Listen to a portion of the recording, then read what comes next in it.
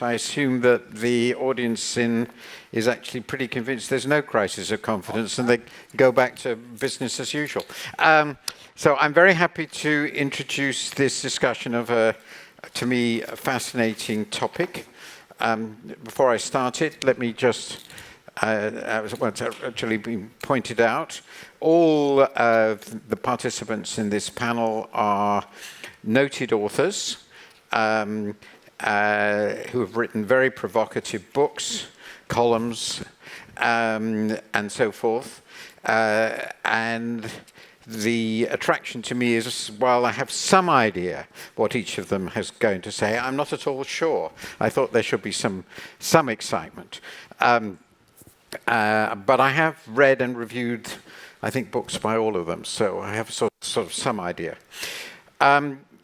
Just to give the background, just two points. I suppose between 1989 and 1991, most of us thought that a title like this would have been completely inconceivable, even just as a subject for discussion, because capitalism had unambiguously and comprehensively won.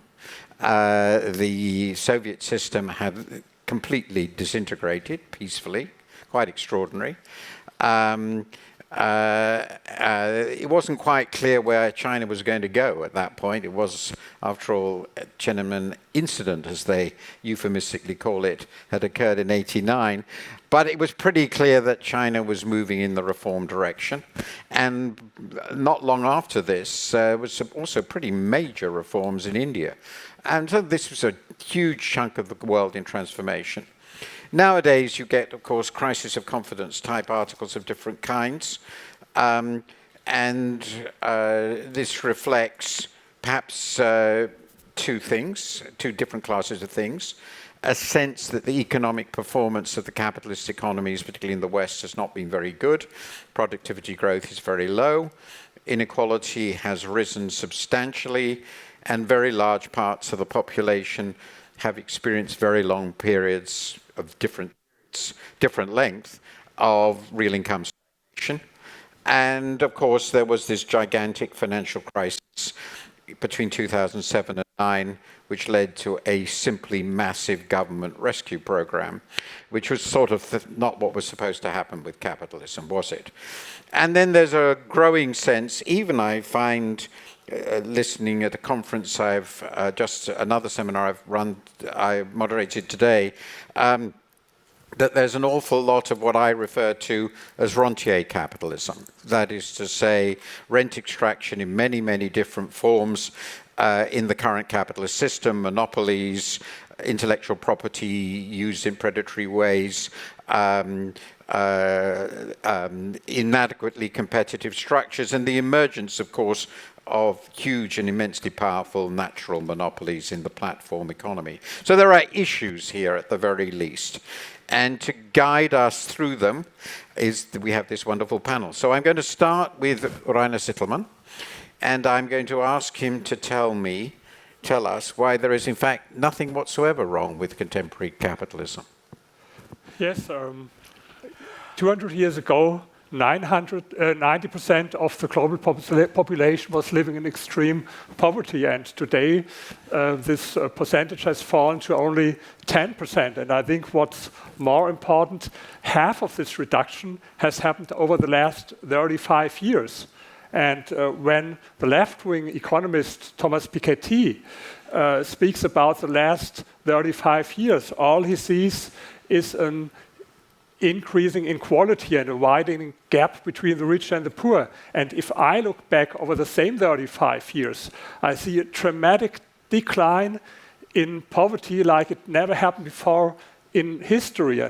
And if you take the history of the 20th century, you can see it like a test tube. So, every system is a mixture between state and market. And then you can see what happens if you add, like as they did in China over the last 40 years, more market, or if you, as they did in Venezuela, add more state, what they did over the last 2 decades. And I give you the example of China. In the end of the 50s, 45 million people died in China as a result of the biggest socialist experiment in history, Mao's so-called Great Leap Forward. And even 1981, 88% of the Chinese people were living in extreme poverty. Today, this percentage has fallen to only less than 1%.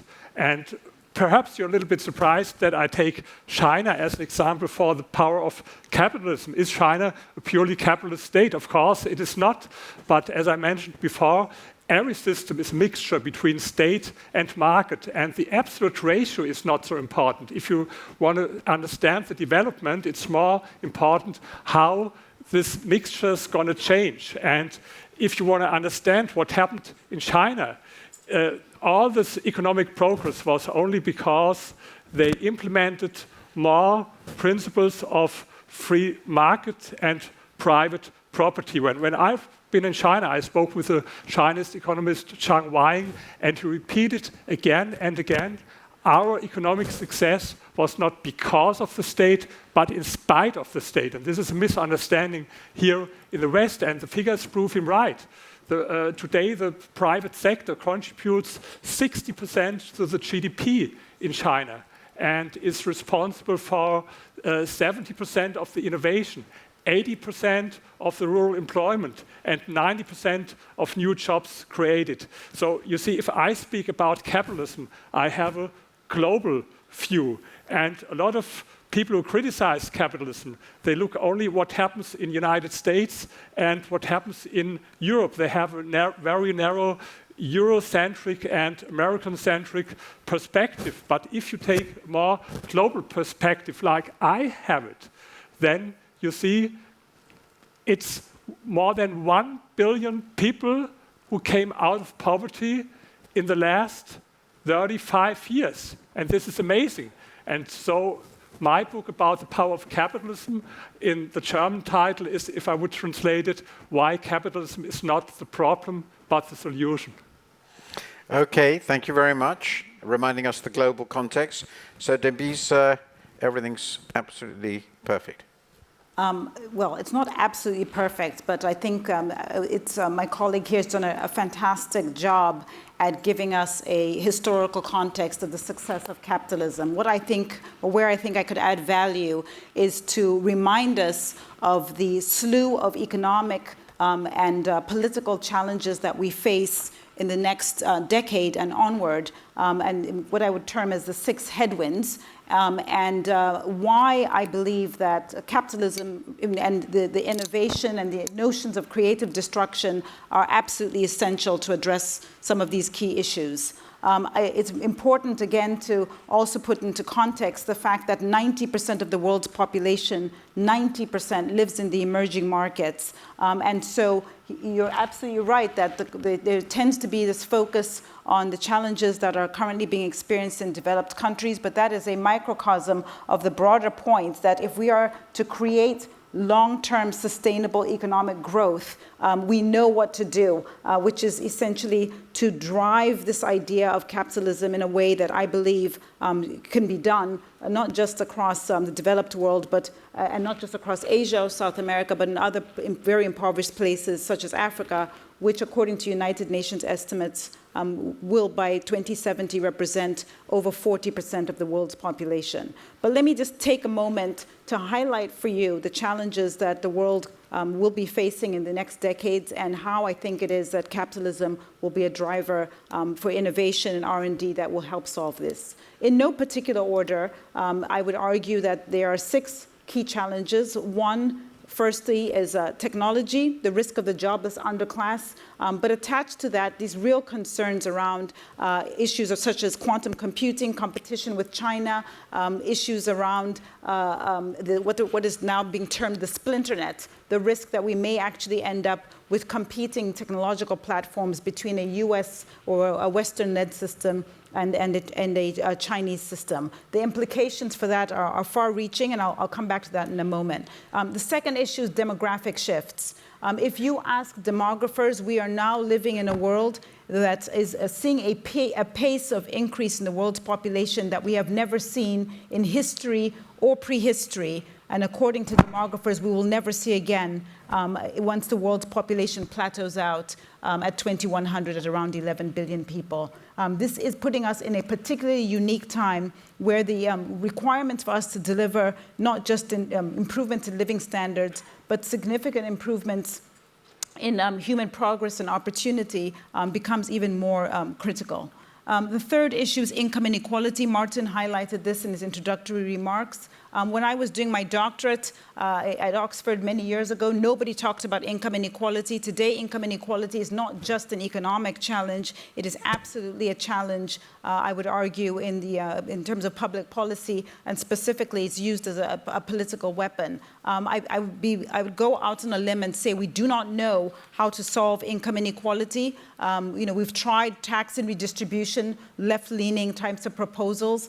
Those have not worked to stem income inequality. When I'm talking about within income inequality, within country income inequality here. But we've also tried supply-side options, keeping taxes low. That, unfortunately, has also not stemmed the tide of a widening income inequality. We know what to do, I believe, in some respects in this area. One of the key and obvious issues is around the decline in social mobility. And we can, again, talk about where I think capitalism offers an opportunity to reform and to redress this issue around income inequality. Very quickly, a few other ones. Really quickly. You really must stop. Natural resource scarcity and energy. I mean, we're trying to solve capitalism here, Martin. This is a big deal.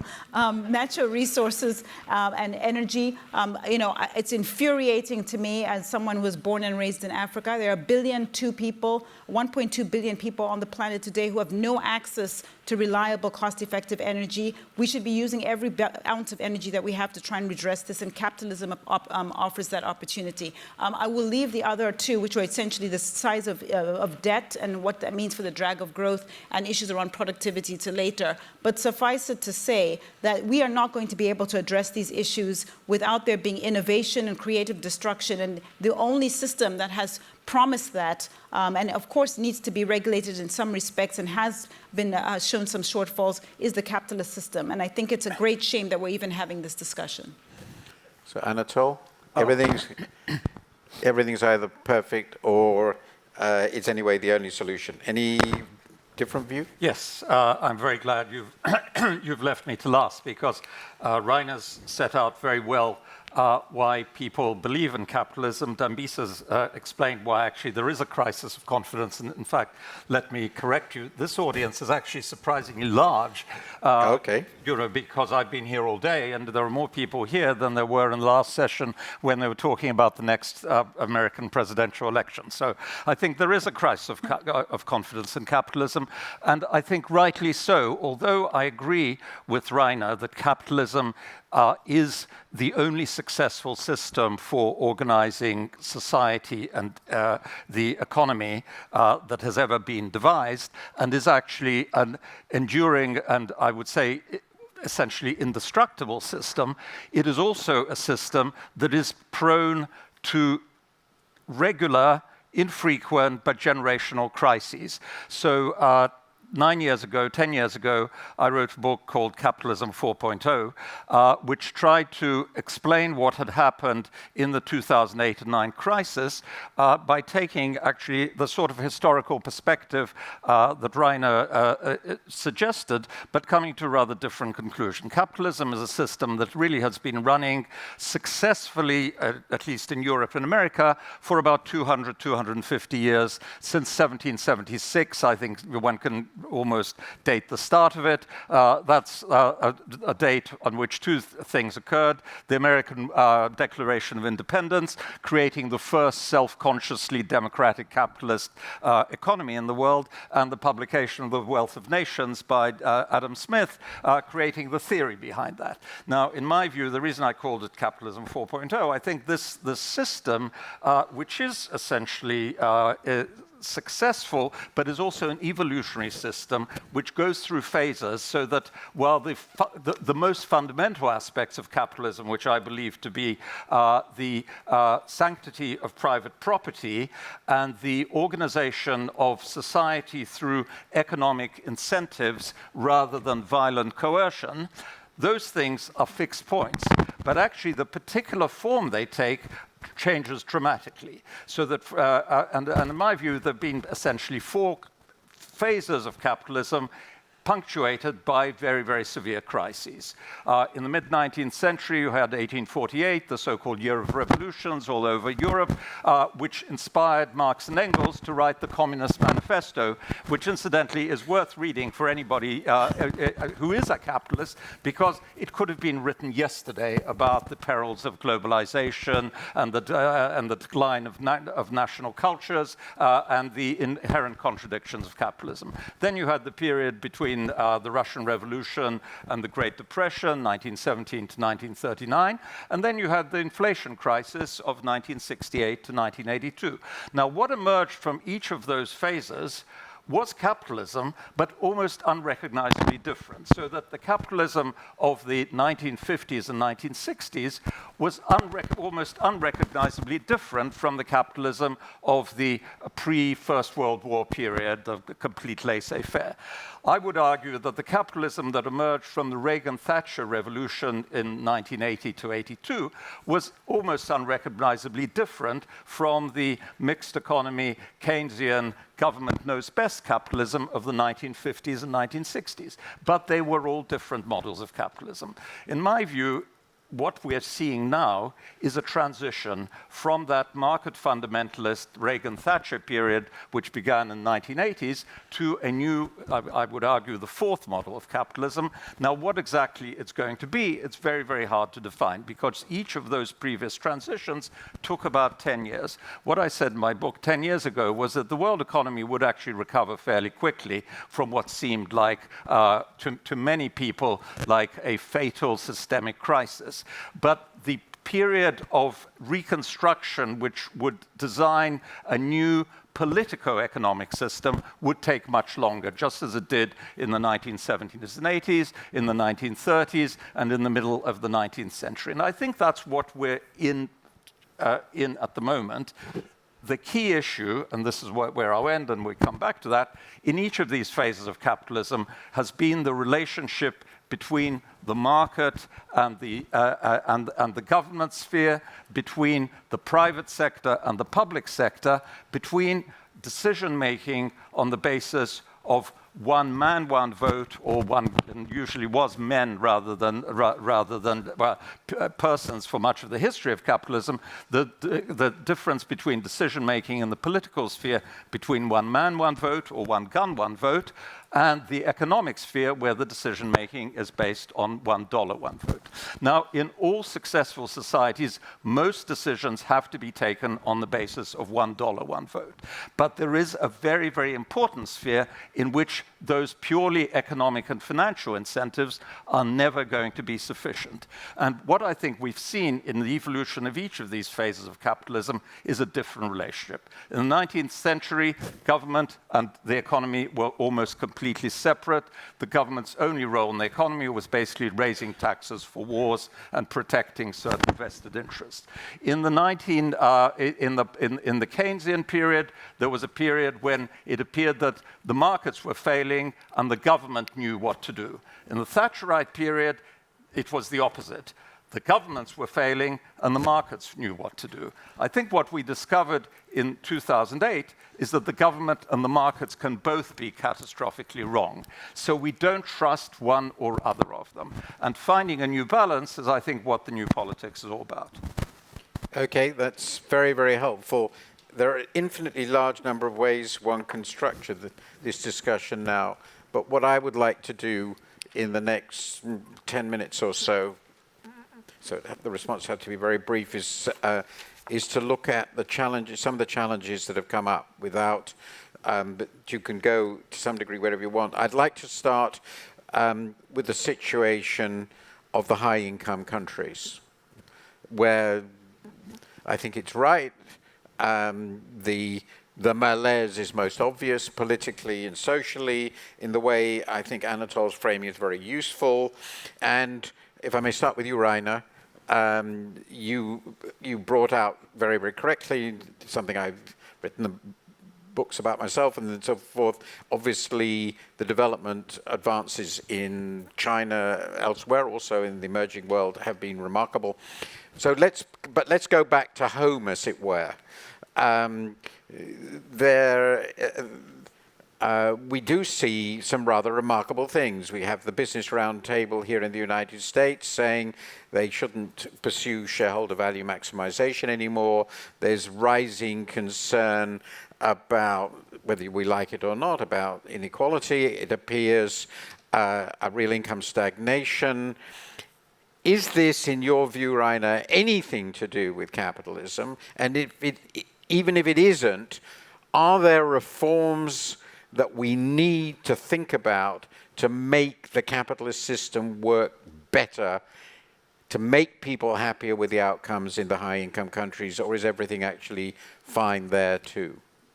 Absolutely, we need reforms, but with more market, with more capitalism. I think this is a point where there's one point where I agree with you that every system is a mixture between state and market. There is no purely capitalist system nowhere in the world, and even there was no purely socialist system nowhere in the world. Even in North Korea, they have a little bit like a private sector. But the question is the mixture. And what is important for me, if I look now, you say, let's look now at the developed countries at home. At home means for me Germany. And what I see in Germany, we had pro-market reforms by this social democrat Gerhard Schröder 20 years ago. And these were the reason why we are now in a very good situation in Germany, because what he did, more market, less state.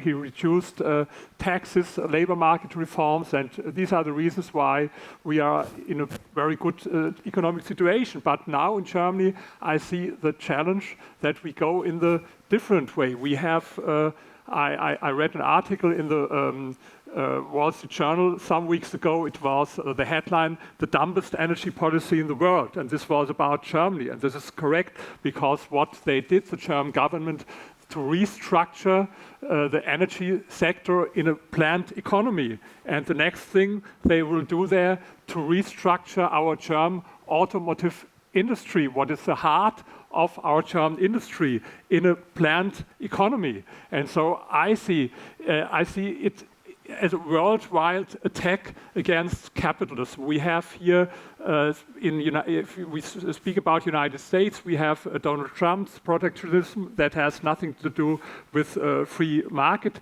He did some good things, in my opinion, with tax reform and some deregulation. And we have in China a very complicated situation. I remember when I was last year in China, and I spoke positive in my lectures about Deng Xiaoping, and someone took me to the side and told me, please mention not so often Deng Xiaoping. We don't want to hear his name so often. Yes, and you see what happened there in China today. And then we see a big challenge, what I call a global attack on the rich. What I see here in the United States with Bernie Sanders, Elizabeth Warren, what I see in UK with Jeremy Corbyn and with John McDonnell, what I see in Germany as well, where I come from Berlin, we have now a discussion of about expropriation of property owners. We will have a referendum that every property owner who has more than 3,000 units should be expropriated. Yes, and this is the discussion that we have right now in Germany. And so I think we have a worldwide attack against capitalism and against rich people, and rich people are scapegoats for things that most of the people can't understand. And I think one reason was the financial crisis and wrong interpretation Rainer, of the financial crisis. We're running out of time. Okay, Sorry. Sorry. You're all so excited about this. Yes. Stopping you is very difficult. So, Anatol, really briefly, a rejoinder to that. I mean, I think that there are 4 areas where the model of capitalism that we had from 1980 until 2008 clearly failed and has turned out to be to have an insufficient or inefficient interaction between market and government. They were macroeconomic policy and financial regulation. And that actually has been largely dealt with. We now have a much clearer government and public sector intervention in that. Secondly, the provision of public goods and the dealing with external effects, which, as we know, market systems are not by their competitive market systems, are not by their nature automatically capable of dealing with. And that, I think, touches on a lot of the issues that Dambisa mentioned. Thirdly, the provision of social safety nets. Rightly or wrongly, in my view rightly, perhaps in Rainer's view wrongly, all advanced societies and probably even all poor societies now require social safety nets and expect the society as a whole, whether it's a state or some other non-economic institution, to provide for healthcare, education, and retirement incomes. We didn't get that right. We haven't got the right model of that. And finally, the point that Dambisa mentioned, this is the one that everybody's obsessed with, income distribution. One of the greatest flaws, I think, of the Thatcher-Reagan market fundamentalist, as I call it, model was that it was based on the idea that maximizing economic output was a morally and ethically justifiable objective for society. That only applies if the aggregate output of the economy is then distributed in such a way, according to the principle of Pareto optimality, that nobody is worse off and some people are better off. That's a principle that everybody can accept. Now, economic theory tells you that in principle, if you maximize output, you can then redistribute it in such a way that it is Pareto optimal. But crucially, the market itself does not do the redistribution. And if there isn't some external non-market agency that that actually forces the redistribution to happen, you can maximize output and maximize GDP, but still leave large sections of society much worse off. And this is what we're discovering. We had a system which was based on the idea that in principle, income could be redistributed, but actually it prohibited the redistribution that was required to equate economic efficiency with ethical and political acceptability. I'm going to go to you, Dambisa. You might want to comment if you feel very passionate about what you just heard, but I would be particularly interested, given the limited time we have, if you went on to talk more about something we don't discuss so much, which is how an effective capitalist economy can operate not only in the advanced countries where they've been for a long time, or in China and where we're sort of familiar with it, but in the countries with which you're much more familiar than we are in Africa particularly. What are the requirements to make the capitalist revolution, which is indeed 250 years old or so, a truly global one, which includes everybody? Because that seems to us, most people, the biggest of all the challenges. Yeah. So I think just picking up on something that Anatol said, I don't think you had enough of an opportunity to get to land on the main point, which is that who is the someone who's supposed to be ensuring that the safety net is in place in an effective way, ensuring that we have innovation, et cetera. And to my mind, that is the government. That is the government's role. And so I am not a sort of a heretic who would take the view that we don't need government. We need the government to deliver public goods. We need government to do the things that have been argued for centuries. Unfortunately, the word that I think none of us have mentioned until now is that there's short-termism in the government, and that is a natural artifact of the democratic system. In fact, one of the arguments in the book that is in front of you that I published last year is that we have to figure out a way to match the public imperatives, the political system of democracy with the long-term economic challenges that we face. So all the challenges that I outlined earlier, are long-term intergenerational problems, and yet we have a political system in the democratic frame which is very short-term, where we actually reward politicians for very short-term decisions. Jack Ma, I believe it was in Davos a couple of years ago, talked about how trillions of dollars have been spent during the era of globalization by Western countries to fund wars. And yet, the guts of these countries, the middle of America, obviously across the UK, have been neglected. If you look at the American civil engineers reports around infrastructure, we know that these American infrastructure is rated a D+. Look at the OECD report regarding the PISA. This is the education report on mathematics, reading, and science. How poor the outcomes have become. The healthcare numbers are very well known. I don't need to get into grave detail. But I think Jack Ma's point, which I'm very sympathetic to, is whose fault is that? We cannot then point fingers at the global, globalist system or point fingers at democracy as a broad construct. We have to actually point fingers at the government. I think it's very easy to go after corporations, but corporations are really a collection of people who are looking to the government for some form of regulation. And in a world of short-termism, not just in politics, but also in companies, we're always going to land in a situation that you've just described. I will just want to also clarify that there is, of course, this tendency and maybe an attraction to look back and say, oh, gosh, you've had hundreds of years of successful democracy. The truth of the matter of democracy and capitalism, and I think you were alluding to this again, Anatol, is that by their very nature are evolving. One of the criticisms I hear a lot from in China is people say, well, yeah, it's all very rich Westerners coming to China saying you need more democracy. Why don't you go for green growth and solve your energy problems? Well, Western countries have had hundreds of years of industrial revolution, renaissance. I mean, take your pick in the last 200 years of a system that was not fair. It did not have universal suffrage. It did not have a system of regulation on the environment. And so I am sympathetic to what emerging markets have to deal with, but we are in a global system, and whether it's disease or environmental concerns, those are borderless challenges. And the more that we can actually drive a capitalist narrative where we do see innovation, we actually see real scientific solutions to address these issues and stop focusing on these sort of political imperatives, I think the closer we are to resolving a lot of the challenges that the world faces today. Did you want to say anything at all about Africa? Yeah, look, very briefly. So it's really the same answer. I mean, Martin, my views. I take issue at this notion that somehow we have one discussion around the rest of the world and then Africa is sort of separate. The African problem is a problem of leadership. It's a problem of accurate policy making or good policy making. I've often been struck by something Mike Bloomberg said when he was a mayor of New York. He said, look, what does the most effective politician look like?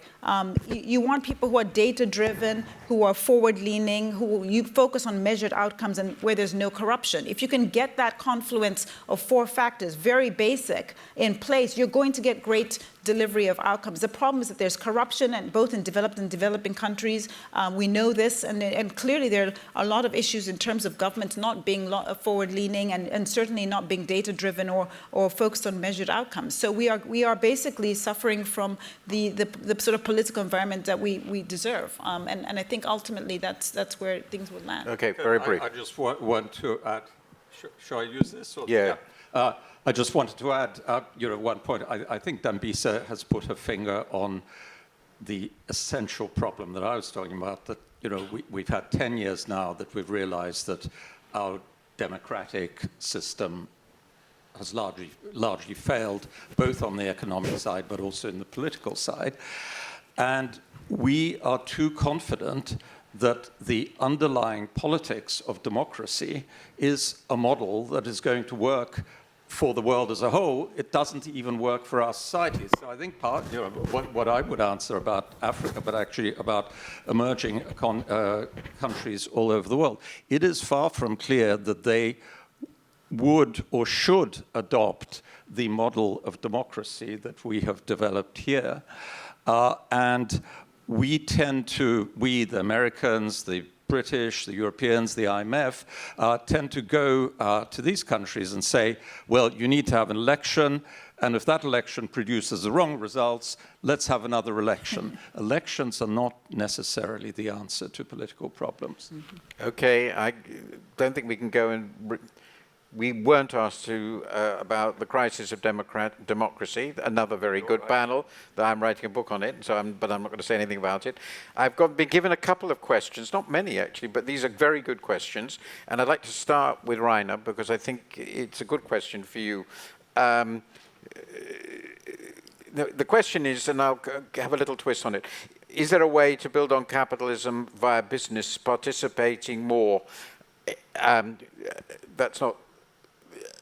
And the example given is, as I've already mentioned, the Business Roundtable's recent change with its emphasis on the purpose of a corporation focusing on stakeholders as well as shareholder value.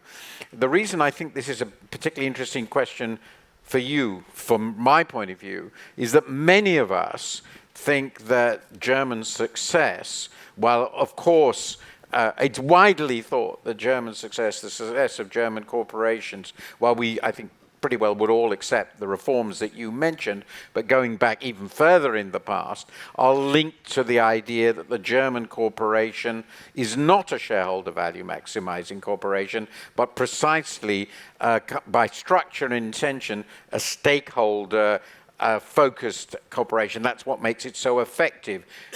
Do you agree with that? And if you don't, do you think that actually the Business Roundtable's shift in what they think of as that direction is a catastrophic mistake? So I heard about this Business Roundtable, and sometimes I hear even about billionaires who want to get taxed more, who likes to pay more taxes, yes. And I think it's more than it's a media story. It's a minority approach from business people that they want to go this way. It's like I learned it when I was a journalist that if the dog bites the postman, it's no story. But if the postman bites the dog, this is a story. And so if you have the story about corporations who want these things like on this business table, or like billionaires who want to be taxed more, I don't think that this is the solution, and I don't think that it's correct how we interpret the success in Germany after the Second World War. This success by Ludwig Erhard, he was a critic of the welfare state like we have it now. And if you compare it, what's now, I speak about Germany because you mentioned it, because you called for redistribution, but this is what we already have. In Germany, we spent €1 billion for social welfare. It's amazing. 1 billion, not 1 billion, 1 trillion. 1 trillion, yes, I'm in 1 billion, but no, we spent 1 trillion only for social welfare in Germany. And I think even here in the United States, I read this book by Vögele. The title was Never Enough. And this was very interesting for me. Never enough means, for example, if you raise minimum wage, this is one discussion that you have now here in the United States, that it should be, I think, $15 is now what they... And I'm very convinced, if it is $15, it's 1 or 2 years more, and everyone would explain, oh, you can't live with $15, it's not enough, it should be 17 or 18 or 20. It's something like never enough, and this is the problem with redistribution. If you think that you can cool down a little bit this discussion about inequality, if you have more distribution, it will never happen, because if you give more, they will say, for a moment, it's not enough. It has to be more, and so I think this is not a solution for this inequality discussion. And I don't care so much about inequality. I care about the situation of the poor people, and this was the reason why I had this global view that for the poor people, capitalism is a great story, a great success story. I think the strong people, they don't need capitalism because they come around everywhere in the world, even in a dictatorship. They don't need capitalism. Capitalism is a system much needed for poor people. And what I don't understand... Okay, we've got 3 minutes left. So unless somebody wants to jump into defense of the Business Roundtable, do you want to jump into defense of the Business Roundtable, Anatole? All I can recommend is listen to what Jamie Dimon was talking about at lunchtime. I think he did a very, very good defense of it. No, and you know, he made the point that you can... Sweden, in his view, is a more capitalist economy than the United States. There are many, there's actually more private entrepreneurship in Sweden than there is in the United States, even though the tax rates are much higher. In the United States, you had tax rates up to 91% in the 1950s and 1960s, which was the period of fastest growth in the US economy. So I'm not recommending tax rates of 90%, but the idea that you can't have higher tax rates without destroying the entrepreneurial activity in capitalism, I think is wrong. And I think it's also unrealistic to think that you can improve education, you can improve the life chances of the bottom 10% of the, or even the bottom 40% of the population, as Ray Dalio was talking about, without spending significant amounts of public money. But if you wait a second. Did you want to comment on this? I was just going to say very quickly, but that goes back to the point about effective government. I mean, I know this, I'm throwing out something that we've been talking about, you know, for as long as humans have been on the earth. But the truth of the matter is that the problem we have is that the governments are ineffective. It boils down to ineffective government. Education, poor statistics in education, bad infrastructure, it is at the feet of government, as far as I'm concerned.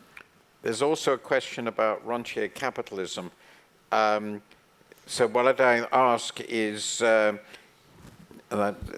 of you can only answer, do you think that this is a relevant concept? And if so, what is the single most important thing to do about it? Does anybody here want to comment on that?